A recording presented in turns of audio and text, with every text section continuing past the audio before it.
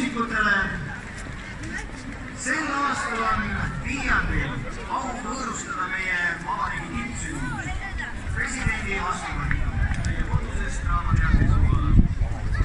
On hea meel ja au teid tervitab Eesti Vabariigi president Kersti Kaljulaid.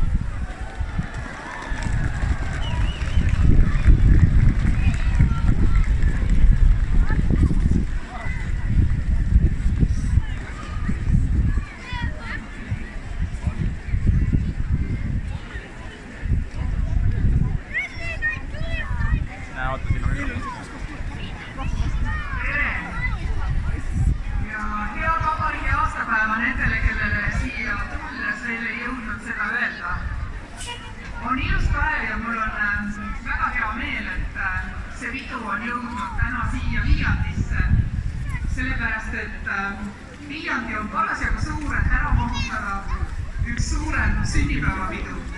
Ja pealegi, kui aus olla, siis Tallinnas veel ei saagi ja läksikellukega, nii et ka sellepärast on põhjust täna just sellise ilmaga tulla siia Viljandisse selle tähtsal päeval.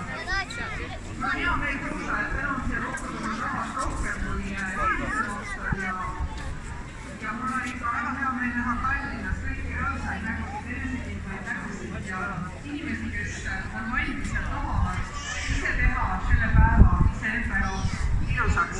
Väikese abiga, nagu ma näen, Kaitseliit, päästjad, politseinikud ja kõik teised kaasalööjad, vabatahtlikud, korraldajad, aitäh teile selle toreda peo eest ja praegu ma pikemalt ei kõnele, sellepärast et pika kõne aeg tuleb hoopis hiljem.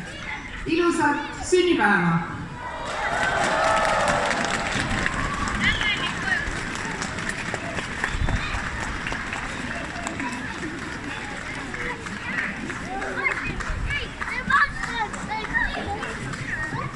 Aitäh presidendile ja ka mina omalt poolt soovin teile veel kord head vabariigi aastapäeva.